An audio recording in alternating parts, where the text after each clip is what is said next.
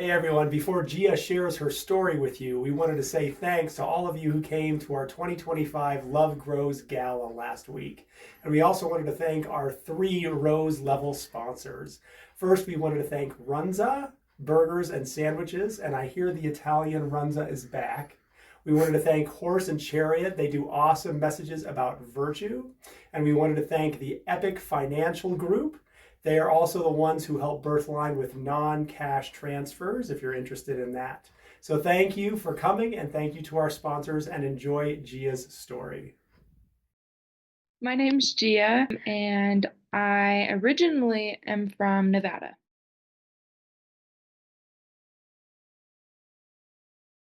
I was pregnant and I was living in a house that had drug use going on. So I basically was told that I had to get out of that situation because I was pregnant. And my best friend's sister actually told me about Birthline, and I went in there and they told me about the maternity home that was opening up. So it kind of all like worked out in that time for me. And yeah, that's what brought me to Birthline.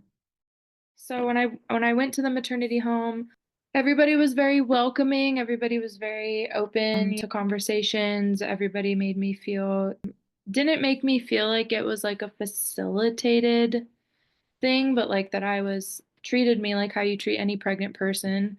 They understood like what I was going through was scary. They understood that the change was big.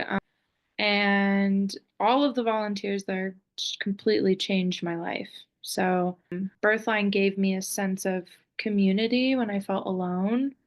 So, Birthline offered me a home, basically. I've always had that want for a relationship with God, and I've always had a want to be closer to people who had Jesus in their life. And I one day was sitting on the couch talking to Cheryl, and I had like this epiphany. The father of my child was being just extremely abusive to me and nasty to me, and I just didn't understand why things weren't working out for me. I didn't understand why him and I couldn't connect. I didn't understand.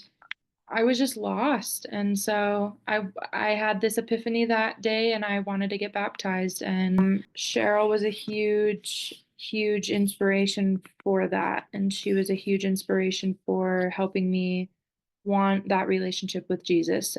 And then once I got baptized, I started seeing ways that he was working in my life, and Birthline was the start of all of that. It was the start of me wanting more for myself, me wanting more for my child. And to this day, I still have my relationship with Jesus, and I still base a lot of my decisions on my faith. So Birthline is was the root of that. When I was in the maternity home, I met somebody who I'd known for a while. I kept asking God. I was just like, what do I do? I have this man coming in my life and I'm already pregnant. I'm not married. I took a purity pledge after I got baptized. So once I found Alex, we've been inseparable ever since. So he went through my birth with me, and we had our challenges. I'm not going to lie. After I got out of the maternity home, I had a lot of challenges. I had a loss of a lot of stuff, and I missed the maternity home. I really did.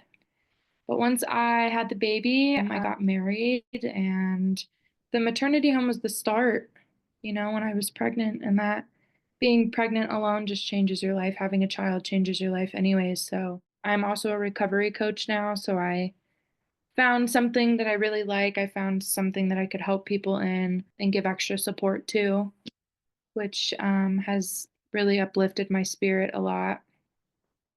So, Silver Lining is a recovery agency.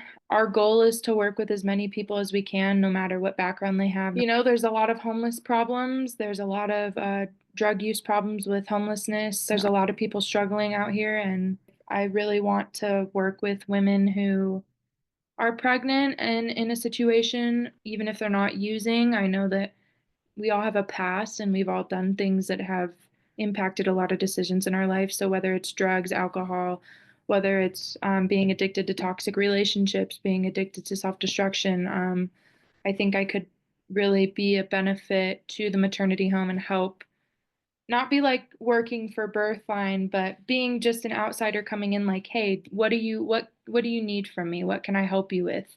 And seeing where it goes. So that's my goal, is to help anybody that needs help at Birthline, regardless of where they're at in their journey. Elio was born on September 21st of 2024. He was 7 pounds, 4.2 ounces. From the moment he was born, I have completely changed as a human being in a good way. I have so much patience and so much determination just to do good for him. He is the root of all the decisions that I make in my life, and I every decision I make is based off of if it's going to benefit my son or not. He's such a great baby, and I love being a mom, and I love who it's made me become. And I wouldn't be here right now, not only sober, but also just such this resilient person that can take any situation and be like, okay, like let's figure out how we can solve it, rather than, self-destruction and freaking out like I used to do. I don't do that because of my son. I appreciate him, honestly, and I thank God that I did get pregnant, because if I didn't get pregnant, I don't know where I would be. So I have him to thank for all of that. I'm using somebody that I was in the maternity home with, and I think that if they let their guard down just a little and open up their heart like to themselves, I think that it would have benefited them a lot more.